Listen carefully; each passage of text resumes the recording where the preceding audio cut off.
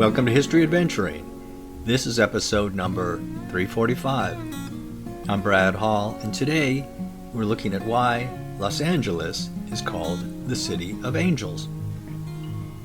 You really don't need to know much Spanish to recognize that the phrase Los Angeles means the angels. And that's a good start if you're interested in the history of LA. If you'd like to time travel with me, there's more. When what is now called LA was first established in New Spain, California, it was given the impressive name of El Pueblo de Nuestra Señora la Reina de Los Angeles, which translated into English means the town of Our Lady, the Queen of the Angels, which of course is Mary, the mother of Jesus. New Spain was a Christian place, and specifically Catholic, and the first Europeans who settled there permanently were Catholic priests from Spain. If you know your California history, you know that a mission was built about every 30 miles, which was an average day's ride for a horse in those days, from San Diego to San Francisco. And of course, towns grew up around these places, especially if they included a presidio, which is a fortified place. This was the King's Highway, and the king was the King of Spain. You can still see signs in various touristy places that mark the Camino Real, the King's Road, although nowadays the exact route has been blurred.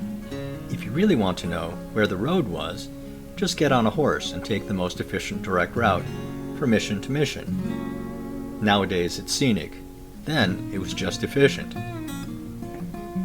By the time Richard Henry Dana Jr. saw California in the 1830s, it had long since belonged to Mexico, and anything of the old glory of New Spain had faded away.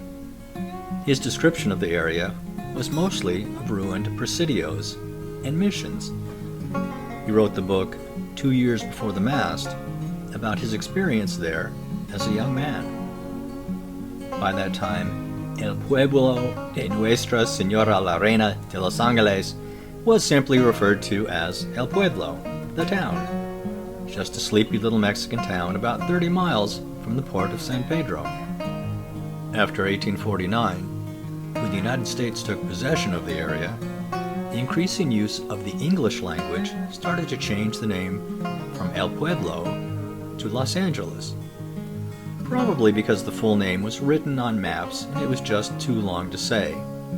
And naming a town the town wasn't very helpful, as new towns appeared in California. It just makes sense. By the way, the correct mispronunciation of Los Angeles has varied over time. Spoken correctly in Spanish, it would be Los Angeles, that is, with an O sound in the los and a hard, kind of hard G.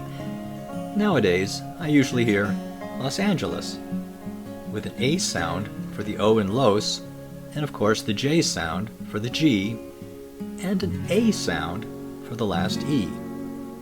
In old movies, I'll often hear it pronounced Los Angeles, with the distinctive long E towards the end. Knowing how to properly mispronounce place names is very important for locals, who can tell right away if you're from out of town by pronouncing the name differently than they do. It's true wherever you go. And here in Arizona, where I live now, being able to pronounce Prescott and Mogollon tends to be the stamp of a true local.